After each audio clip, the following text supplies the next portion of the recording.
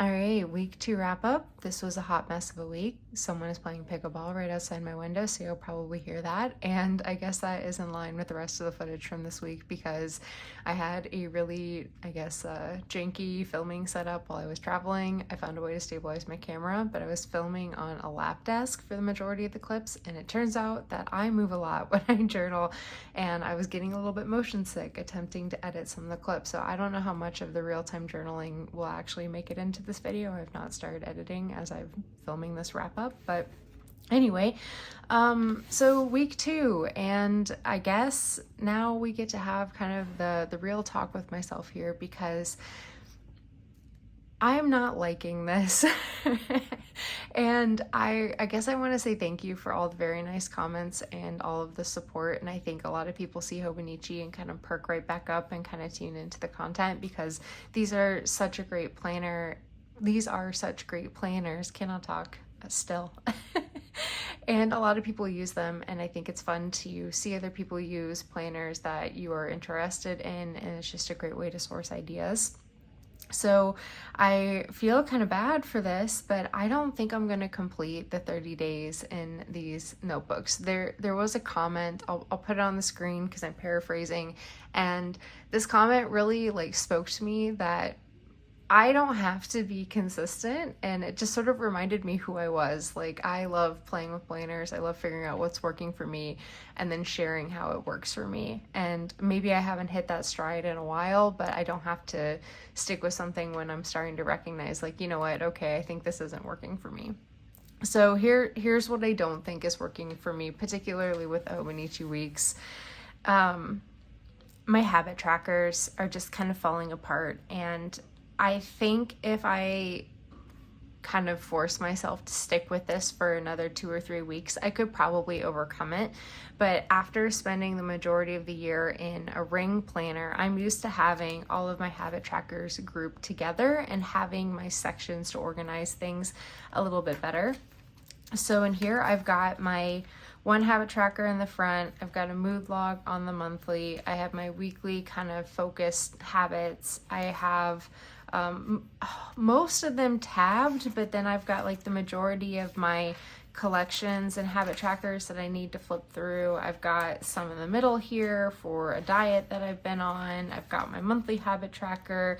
I'm updating my 100 page in the back here for content, and then I have this which I'm using as another habit tracker. And I was tracking more things in my rings. I kind of took a step back from everything as I moved back into this. I typically also meal plan better in my rings, which I'm noticing I'm struggling. I printed off a little insert and tried to washi it in the back, but it isn't working very well. My shopping lists, I had a spread, I forgot about that, so I started doing a sticky note in the back, and then I was missing things between the two. And yeah, maybe it's just because I don't quite have the muscle memory built up in this planner, but I'm really struggling with my productivity for some reason. I don't know what it is, because usually this is sort of my go-to comfort planner. And I have been enjoying it. The last few spreads have been really cute, but I did mention this at the end of week 1 that I'm kind of feeling a little bit stagnant when it comes to creativity. I've really thought about switching up how I use the weekly spreads to try and refresh the planner, and I don't know if it's because I'm at the halfway point with the notebook that now I'm nope, I've been doing this spread for half a year, I want to continue it. But then also on my dailies, I know that I don't know, I like to do my micro journaling on a daily basis along with my to-do list like I was doing in my ring planner too. And I just do not have the physical space. There's not enough pages in this notebook to kind of do everything that I want to do anymore. And I think that is kind of the harsh reality that I'm sort of settling in on. And it's that this is a great planner. There's nothing wrong with it. I know I can make it work for me, and I'm pretty sure if I stuck this out for the rest of the month, I could kind of overcome the muscle memory with the habit trackers and retrain my brain to be an index user versus a section relier. Like I was doing in my ring planner. But I think another thing, and just kind of jump starting and kind of reminding myself what I do in my planners and kind of who I am, is I have always been a rings person. Deep down, it's how I started. It's what works best for me. I think it's where I'm having the most creative fun. I love making inserts and refreshing my planner on a dime, but it gives me that illusion of consistency that I think I've always been looking for. But the only issue with personal rings is really the portability of it. So I think what I'm gonna do is just bite the bullet, buy a new bag that actually is more of an everyday carry bag, but will still fit my personal rings, which was kind of what led me, if you remember from week 1 video, to choose the weeks over rings and go from there. So this week in my journal, I didn't. I know I filmed discussing how I wanted to use the July, I'm reaching for it one second, the July start, but yeah, I didn't do any evening journaling, and I think a part of it was that I felt like I needed to film it this week because I am trying to do these a bit more vlog style, and by the time we got home every day, it was like 10:30 at night and dark, and the filming setup was bad to begin with, and I was just exhausted from having fun. Like, we went hiking and paddleboarding and out to the lake, and we played a lot of pickleball, and we walked the dogs and all these kinds of things, and it was just nice to get out with my family this summer. So yeah, this just completely took a back seat, and I think that was another thing where I was sort of leaning back towards, you know what, last vacation I did so much better in my rings because at the end of each daily I was doing my micro journaling kind of as part of the day. I would have all this, and then it's just such a smaller space, and I was looking at it a bit more regularly to begin with, and kind of just keeping up with it a little bit better. So I think that is one thing I'm just kind of leaning back towards it for that reason as well, just to be able to kind of keep up with it a little bit better when life does get busy. And I enjoyed having it all together in one space. I kind of said that I'm a one planner and a one journal kind of gal, and maybe I'm just a one binder type of person for 2024. That being said, though, I do really love this setup, and I have an A6 Techo full year English edition that I picked up when I moved into pocket rings back in February of this year, so it has a good 2 to 3 months in it. So I don't know, like, I don't mind a bit of a backdating project, and I do really love having one bound thing on my shelf at the end of the year. But what I'm considering is, if I move back into personal rings, pulling back out that English edition full year Techo, and then just kind of dabbling with that for memory keeping on a as needed kind of for fun basis, and maybe have something full bound book style to put on my shelf at the end of the year. So I don't know, I am leaning maybe towards that as well.